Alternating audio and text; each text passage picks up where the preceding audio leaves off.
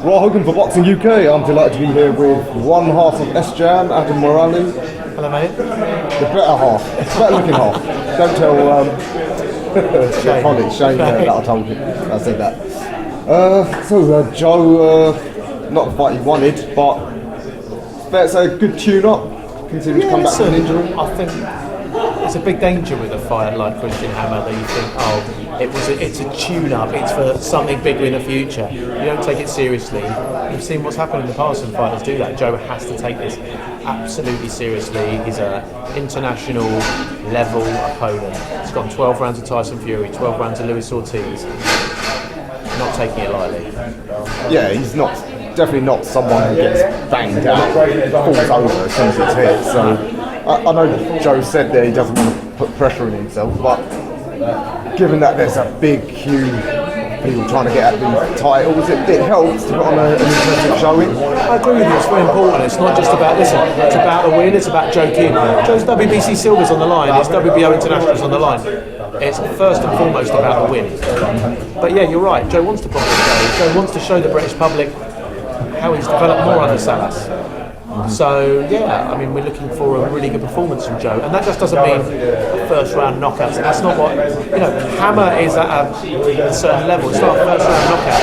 It's about showing Joe's movement, his head movement, how he's working on things, his combinations, and how when he does move up to levels above, he can reproduce that.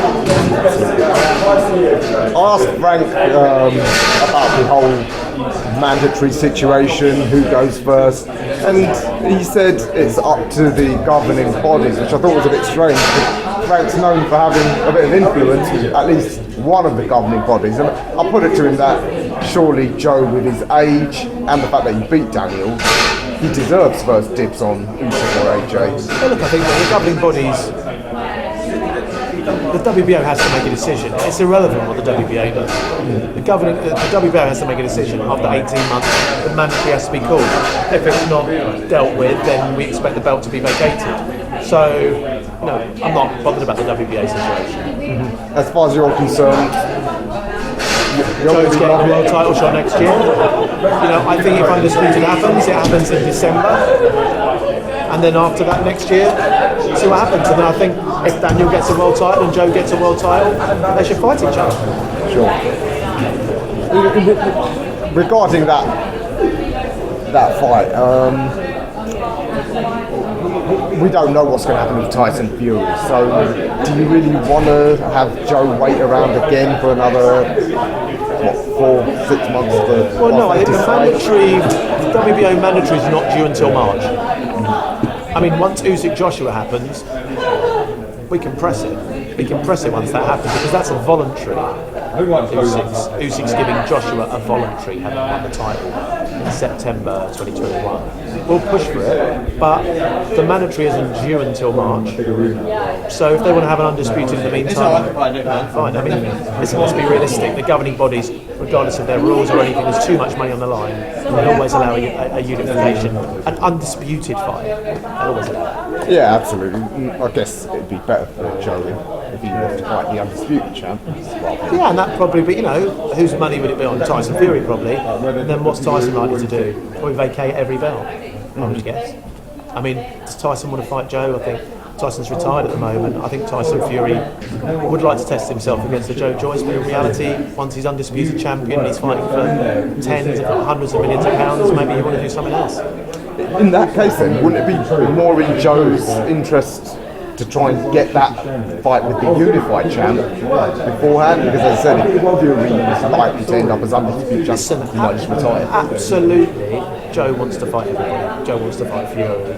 And once Usyk Joshua happens, we'll be pushing the WBO. But you've got to be realistic that if Usyk, let's say Usyk beats Joshua, or even Joshua beats Usyk, if one of those two goes to the WBO and says, hey, don't enforce my mandatory, I want the undisputed fight, you've got to be realistic, it's going to happen. And presumably, if you could, would you try and push for some step-aside money? I think if it happened next year, yeah, I think it's appropriate. I think at this point, yeah, I mean, we'll see, we'll have to talk to the WBO. But we'll be pushing the mandatory as soon as we can. And if it was possible to make the winner of AJ v Usyk against Joe, how do you think Joe would do against either of them? I think they're two very different fights. I think Usyk's most technical boxers, not just in the heavyweight division, but generally. I think Joe would have to try and overwhelm him with his style. It's a very difficult fight for Joe, but I think it goes the distance, and someone like Salas would plan for like a late stoppage, just overwhelm Usyk with power and punches, walk forward, head down, walk forward, not try and outbox Usyk, bad idea. I think that's the way Joe wins that fight. Against AJ, I'd say AJ is the one boxer that Joe probably has genuine, not beef with, but really wants to show what he can do because of the 2012, 2016 Olympic thing. I think that'd be a tremendous fight. I think it'd be a fire fight. I think it'd be a fight of the year contender. I mean, AJ, people have been talking about his supposed vulnerabilities. Some talk about his chin. Others say actually it's his gas tank, which is a bigger problem. Does that actually make Joe probably the most dangerous heavyweight out there for him? Because Joe's got a chin, so it's unlikely that AJ could put more of a dent than Dubois was able to put him in, and he's got relentless endurance, but he can keep throwing punches. Yeah, very difficult fight for AJ. Very, very difficult fight. I think AJ does want to test himself against the best. I saw Tyson Fury yesterday was saying people shouldn't disrespect AJ or call him a bum. I totally agree with that. AJ's done amazing things for British boxing, and he can sell out stadiums in a way no British heavyweights have really been able to do. I think Joe v AJ is a tremendous fight, but I do think AJ will struggle with Joe's injury. You'd be confident that Joe would stop. Listen, when you get into world level fights, you're never confident. You can't be confident against Usyk or Fury or Joshua. I think Joe is one of the few people that gives Fury a very, very difficult night. I'm not going to sit here and go, Joe beats Tyson Fury. I have my own private views, but he gives him a really, really difficult night. All right, well, the world scene, it's going to be interesting to see how it plays out. Talking of world level fighters, can I just ask about a couple of the other guys, in particular, LERRONE, Richards. We've been teased with some news. LERRONE is one of our few boxers who is top 10 in the world with the Ring magazine. He's one of our most talented boxers. There will be news on LERRONE coming out in the next couple of weeks. When you get to that level, there are limited fights for you. When you want to keep going up and up, look who he beat Carlos Gongora, who had knocked out Akhmedov, very difficult opponents. LERRONE's difficult to match, but is tremendously talented. So we'll see the best of him this year.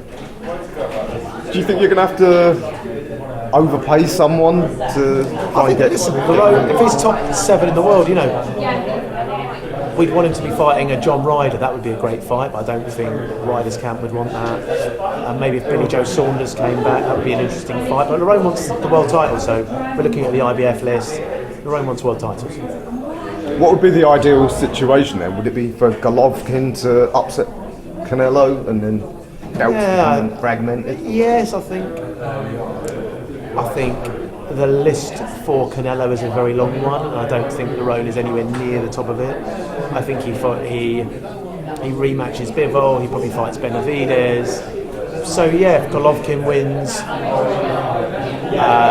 what we've got to do is get LERRONE into the number 1 contender spot, because eventually the belts will become vacant, whether Canelo vacates them or whatever. So that's the managerial job, is to get him number 1 with one of the governing bodies.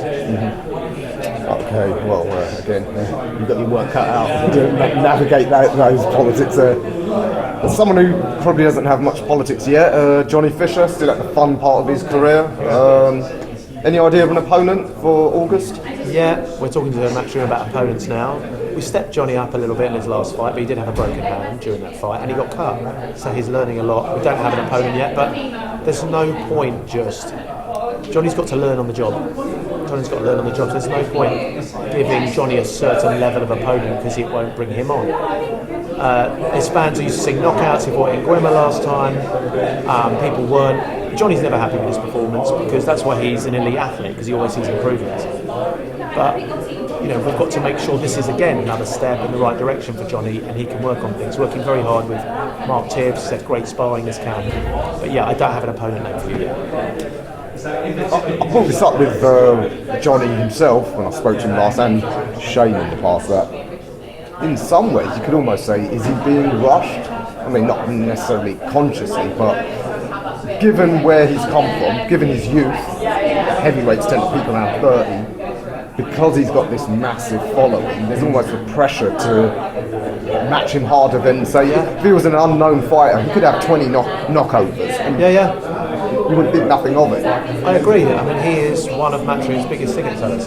Full stop. Not one of Matchroom's biggest prospect ticket sellers, but one of Matchroom's biggest ticket sellers in the UK.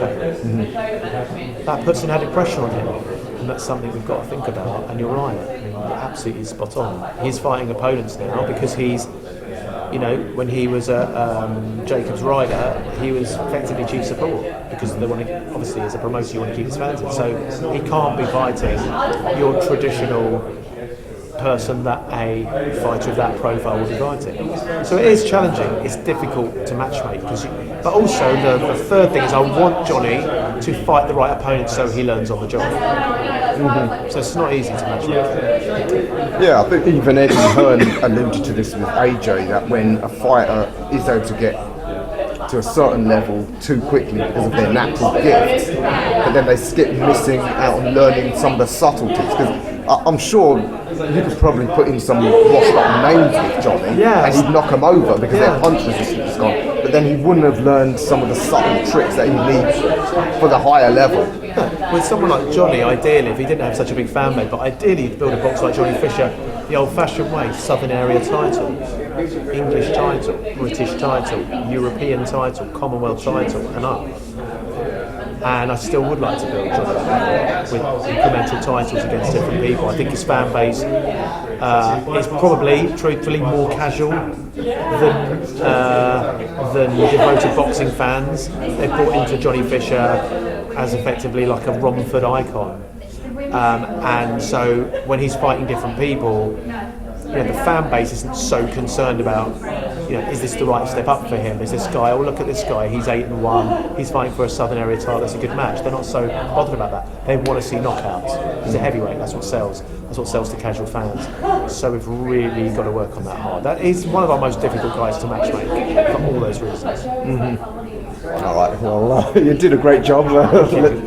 Let's see how that journey goes, because it is an exciting one. Anything you want to add, Adam? Any other news? We've got Guido out on the 23rd of July. We've got Junaid Boston, one of our new signings. He is out 6th of August on Johnny's card. What a talent he is. Well, and Junaid is selling boatloads of tickets for that show too. Really excited to see Junaid and Johnny on that show. Lisa Whiteside out 30th of July. I mean, since Lisa was last fighting, the women's boxing game's really progressed. But she's a super world-class fighter. I can't wait for her to do it. Darius Fulgham, one of our American signings, out in August also. Very excited for him. Darius is fighting at light heavyweight. Yes, he is. And Guido Vianello on the top ranked card on the 23rd of July. Oh, Darius versus Whittaker, future super fight at light heavyweight. Absolute future super fight. Absolute super. Darius Fulgham is a...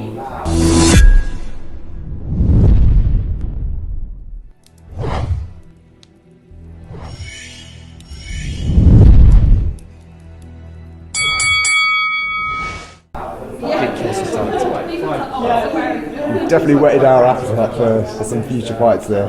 Brilliant. Adam, thanks for being to the Boxing UK, and we'll speak to you soon. Cheers.